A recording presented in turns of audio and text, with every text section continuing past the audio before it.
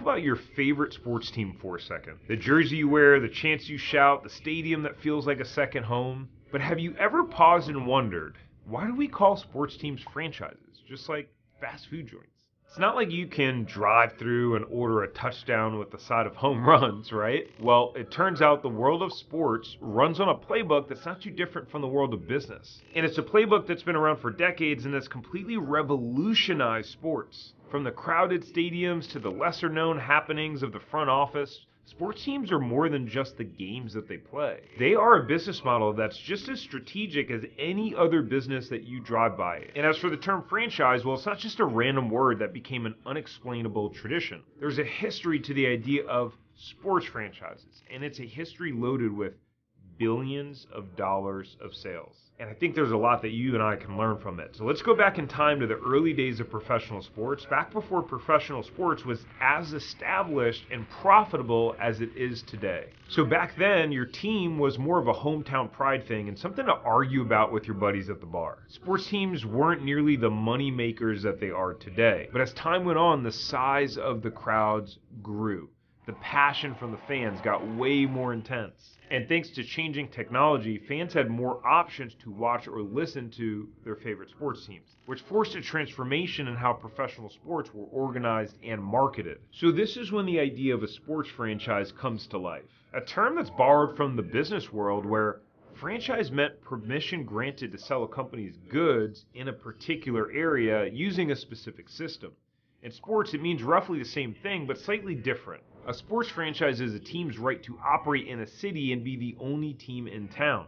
Now, because of this change, making money and running a team like a business became just as important, if not more important, than the competition itself. The franchise model took the raw energy of those early teams and their fans and then channeled it into a structure that could expand and make billions. Just like a franchise in the fast food industry could pop up in any town and serve the same burger that you love, a sports franchise could plant its flag in a new city and rally a stadium full of fans. This model created consistency in a shared identity and, most importantly, turned local pride into national and eventually international money-making enterprises. But what truly modernized the sports industry wasn't just a shift to a franchise system, it was how it harnessed the power of exclusivity. A franchise meant territorial rights, a monopoly over the hearts and wallets of fans in a given area or region. It wasn't just about playing the game anymore. It was about playing the game, owning the field or court it takes place on,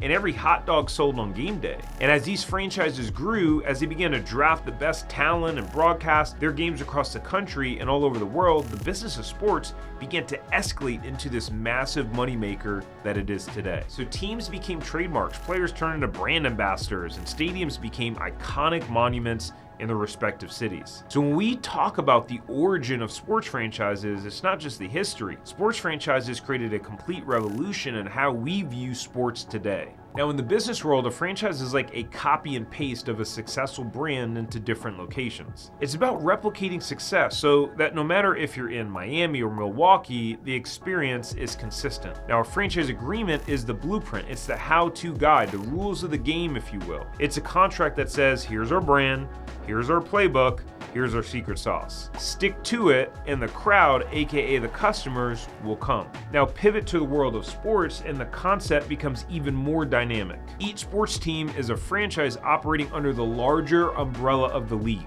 This is your NFL, MLB, NBA, etc. Now the league is like the franchisor, the head office. They set the ground rules, all the way from player drafts to salary caps. They ensure that on any given Sunday, see what I did there? The customer experience of the game remains untouched, no matter which city hosts the event. A sports franchise even has its own version of a franchise agreement. It's a document that grants teams their territories and their exclusive home turfs. It gives them the right to rep their colors, fill stadiums with their fans, and compete under the league's banner of a brand. In return, franchises must play by the league's rules, honor their schedule, and contribute to the collective pot. Think of this like royalties that you would pay as a franchisee. But when you're owning a team in the league, these royalties are freaking massive, which is why leagues like the NFL make $18.2 billion per year. Now here's where similarities align. Just as a franchise aims to serve the same quality product or service in every location, a sports franchise strives to deliver the same level of excitement and competition in each game. It's a really interesting balance of consistency with the overall brand, but also uniqueness among the individual franchises.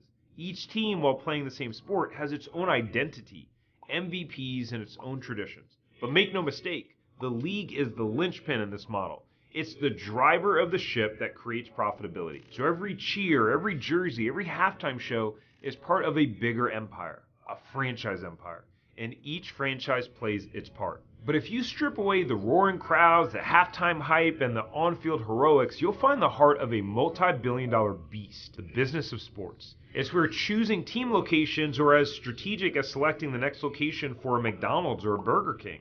Looking for the perfect city with the fan base, the right economy, and a mix of variables to drive revenue. This is about making money. A perfect example of this is the Raiders, right? They weren't making enough money in Oakland, so they moved to Las Vegas. So no doubt about it, sports teams are about the money. The goal isn't to just throw up a stadium and play games. A good sports franchise ingrains itself in the community and becomes a part of that city, driving passionate, dedicated, painstakingly loyal fans to spend money with that franchise. I mean, think of it this way. The brand value of a sports team is huge. The NFL alone sells $4 billion in merchandise every year. $4 billion. Much of that is licensed merchandise because raving fans want to wear the jersey of their favorite player. On top of that, fans will spend hundreds, if not thousands of dollars to go see games. People get into heated debates online over their favorite sports franchises. And some fans have been repping their team since the day they were born. It's really kind of cool. I mean, I've never seen someone that passionate about a crumble cookies. All of this brand value drives massive amounts of revenue back to the individual franchises and the overall league. Then you have the media rights, another massive revenue source. Broadcast deals like the NFL package, live streaming at bars, on the ESPN Plus app, and several other platforms. The attention from fans is priceless, which is why during the Super Bowl alone, a single 30-second ad spot can cost literally millions of dollars, because these franchises and the league itself own primetime real estate in the world of media, and millions of fans tune in to watch these games.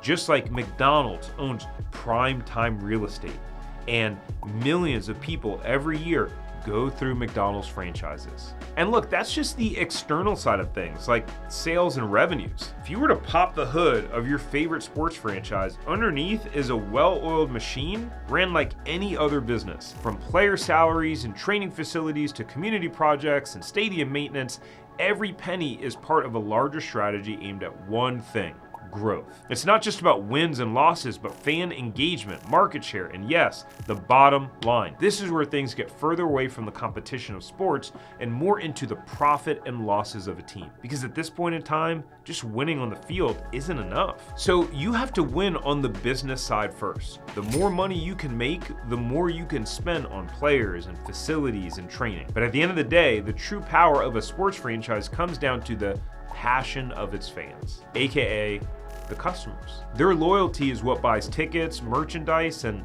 tunes in on game day. The fans are what drive the business of sports. But have you ever stopped to think about how the franchise model shapes the experience of these die-hard supporters? I know I did. From the seats in the stadium to the ease of buying merchandise, every part of a fan's journey is influenced by the franchise's playbook. The strategic placement of arenas ensures that whether you live in the cities, suburbs, or out in the country, there's a home team you can root for with easy access to games.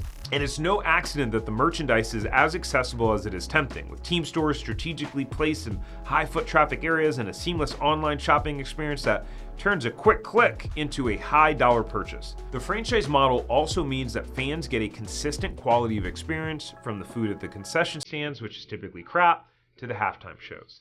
It's all part of a larger brand experience, one that's carefully curated to ensure that, win or lose, a day at the game is an event to remember, and money. This consistency is key to building a global brand. A fan in Paris can enjoy the game just as much as one in Boston, creating a global community of passion and loyalty.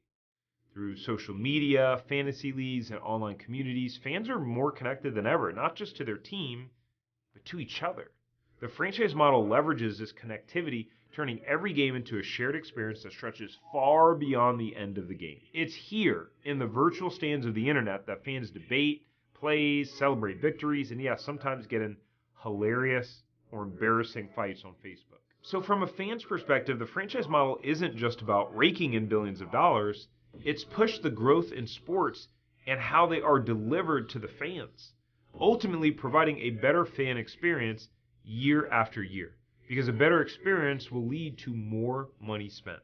Now, since you and I probably won't be able to buy a sports franchise, let's dive into how the franchise business model works for businesses that are accessible to you and I to own. In this video I made, it has over 150,000 views, and I explain how the franchise business model works using McDonald's as the example. And if you like this video and want to see more videos about franchises and general business breakdowns, make sure to hit the like button and subscribe so that you don't miss out on the next video. And let me know in the comments below, who's your favorite team? Doesn't matter what league, I'm curious. Look forward to seeing you on the next one.